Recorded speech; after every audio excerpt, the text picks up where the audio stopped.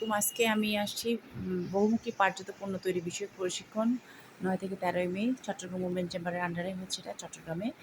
তো আমি পাট নিয়ে কাজ করছি প্রায় ২৪ থেকে ২০২৪ থেকে শুরু করেছিলাম।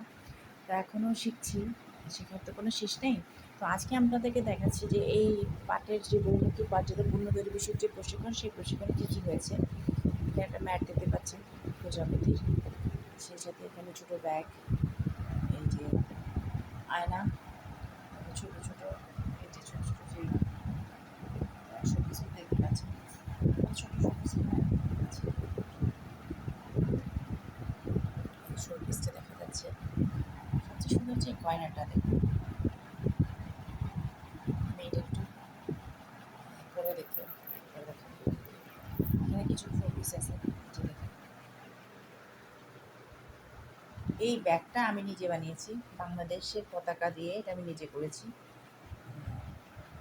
এখানে এই যে শোপিস, এটাও একটা শোপিস।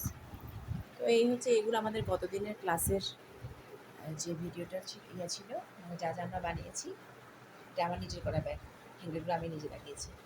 তো এই শোপিসগুলো আমি আপনাদেরকে সবচেয়ে সুন্দর লাগছে আমার এই জিনিসটা, খুবই ভালো লাগছে। তাতে এই ধরনের শোপিস আমরা সেল করব। মেহরবানি করে যদি কেউ চান তাহলে একটু জানাবেন, যাদের যাদের প্রয়োজন। এই হচ্ছে পাটজাত পণ্য নিয়ে কাজ, খুব সুন্দর সুন্দর শোপিস আমরা করছি। তো আসলে প্রোডাক্ট আমরা বানাচ্ছি, কিন্তু প্রোডাক্ট অনুযায়ী বাংলাদেশের মানুষ যদি সেই প্রোডাক্টগুলোকে এনকারেজ না করেন, না কেনেন, তাহলে সেই প্রোডাক্টগুলো আর মর্যাদা থাকে না। সবার কাছে অনুরোধ করবো, পাটজাত পণ্য কিনুন, পাটজাত পণ্যের পাটের তৈরি জিনিসপত্র আপনারা কিনুন। এইবারের কোরবানি ঈদে পাকিস্তানি বিদেশি পণ্যকে পরিহার করে আপনারা দেশি পণ্য, দেশীয় পণ্য যেগুলো, এই ধরনের শোপিস, যেটা আমরা সামনে কোরবানি ঈদ আছে, এই ধরনের পাটের গহনা, এগুলো আপনারা ব্যবহার করুন। এটা আপনাদের কাছে আমার বিশেষভাবে অনুরোধ। সবাই ভালো থাকবেন, সুস্থ থাকবেন।